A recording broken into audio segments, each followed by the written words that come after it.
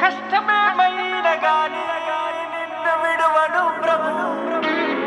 స్తుతులివిగో నా ప్రభువా, ప్రియమైన నా దేవా.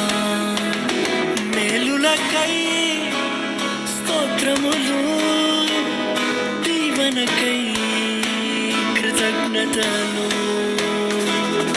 శుద్ధుడా పరిశుద్ధుడా నిన్నే కీర్తించేదన్, పూర్ణుడా పరిపూర్ణుడా నిన్నే కొలిచేదన్.